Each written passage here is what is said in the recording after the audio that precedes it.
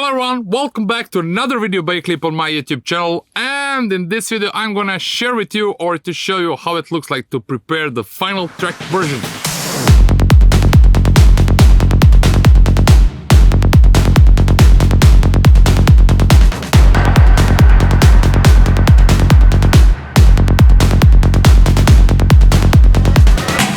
So you already saw the video and you are maybe familiar with the track I did so far. So the writing is done, and maybe I showed in a previous video, maybe I didn't, it doesn't matter.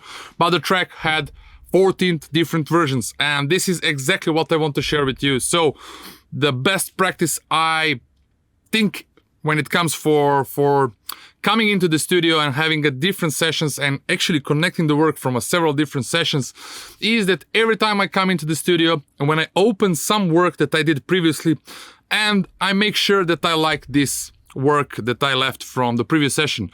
So that means that I open this track, and first thing I'm going to do on start of that session is to save it as a new version.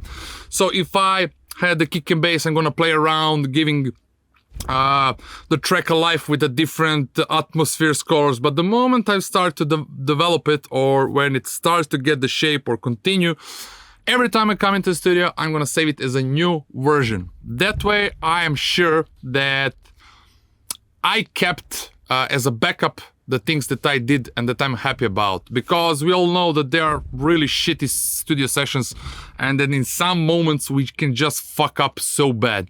And I want to be sure that I have the version that I still didn't fuck up backed up, and that I can continue next day from that point.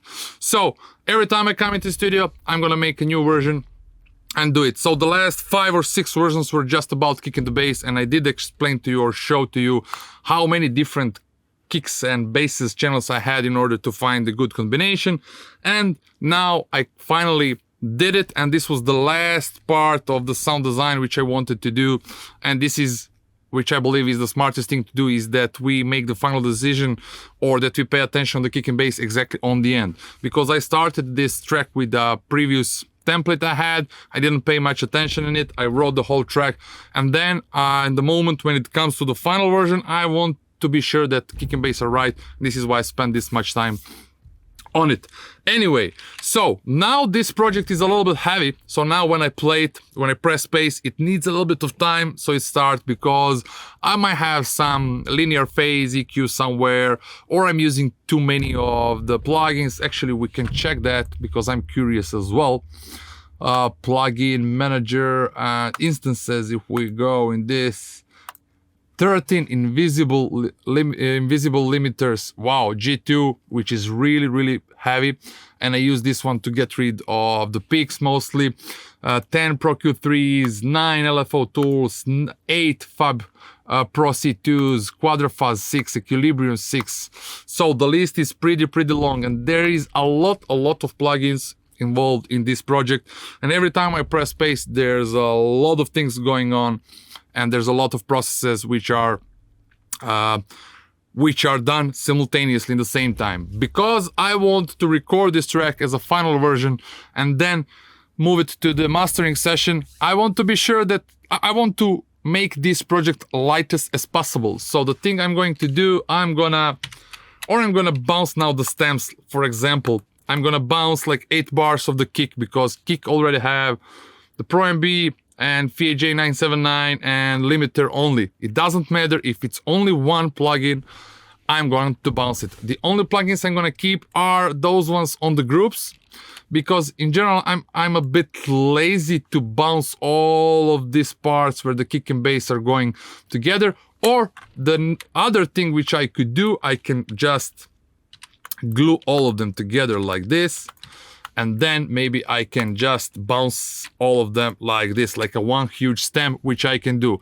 And in that case, I can go complete single path, and that way it's gonna bounce everything that's on the insert on the channel, and as well which is on the group channel that it goes. But in this case, I don't want to do it. And in general, what I'm going to do, I'm gonna bounce 8 bar stem like this.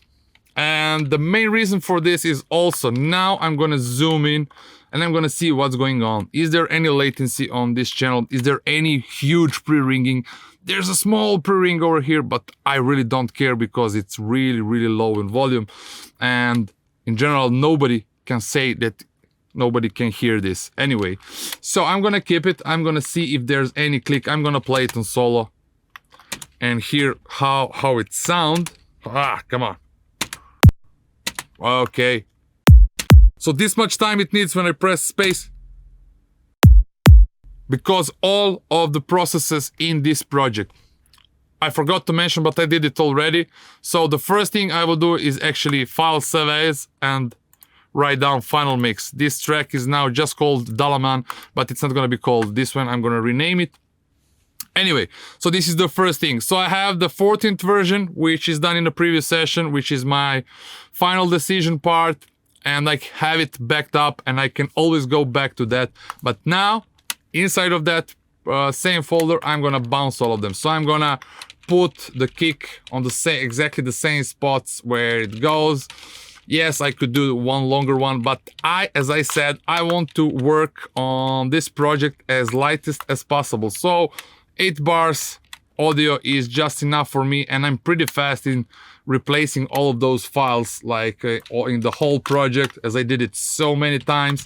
And I know that some of you might do not like this process, but I believe that in some moments we need to do some harder work in order to have everything done correctly. So now I'm just gonna shift delete the whole kick channel because I have it in the previous version, 14th version of the previous project. I'm gonna bounce the same with the bass line. This is the glide channel, and I have the glide and rolling bassline in 2 different channels in this project because of different processing.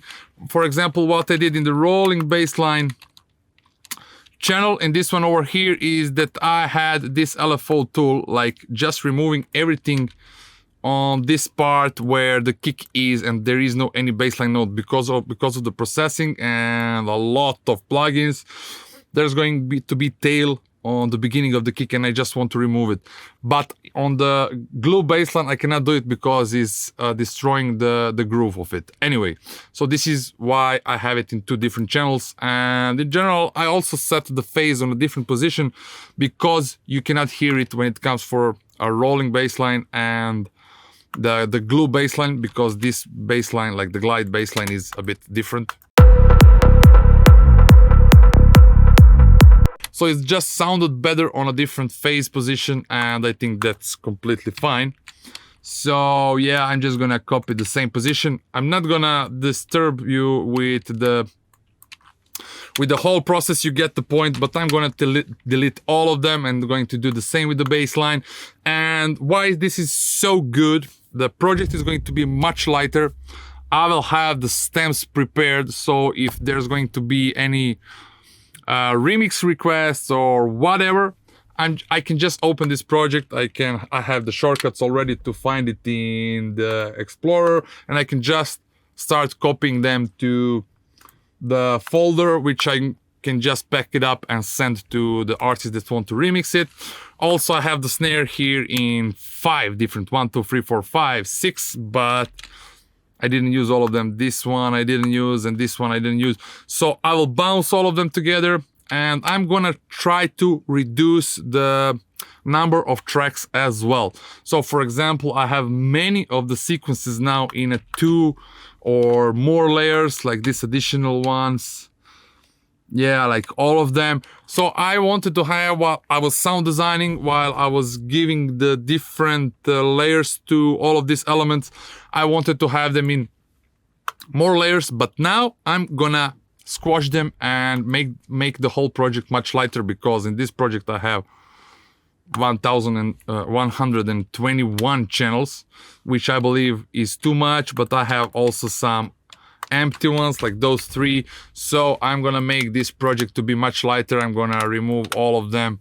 I'm gonna see, maybe I'm gonna drop few of those single shot sounds into the one, because those 3 can go into the one channel as if it's mixed already, and if I bounce it I can just pump them up like to fit in one channel, and that way I can just mix them up by the stems like over here right now. But the main point is I want to get rid of most of the plugins which are already in, as I'm just gonna final shape it, and I want this to be really fast. After I bounce, I'm gonna inspect every waveform. I'm gonna see is there if there's anything clipping, like if there's any distortion, like this is really fine, something like this. I'm gonna see if I need to put a little bit of in these areas, like is there too much of interference with the kick and the bass on the same channel. The hi-hats I'm gonna expect pretty much, because they have a pretty short transients, like they are hitting on the grid, which I believe is the most important, which I already said in one of the previous videos, as well as those risers. Like there's many of these channels like this, just bass, like small loops. I'm gonna put them in one channel and start finalizing this mix with the lightest project as possible, and that way I want to be sure that everything works really fine. The group processes I want also to get rid of and whatsoever. So maybe the next video is going to be when I do all of this together. I'm gonna maybe record one videos, and I'm just gonna show you how do I finalize it and how do I approach to the mastering and packing, and then planning the promotion, sending to the label managers, making the decisions for the dates, and then I'm gonna talk a little bit about the strategies for releasing those tracks. Thank you very much for watching, and see you soon with another video. Bye, ciao.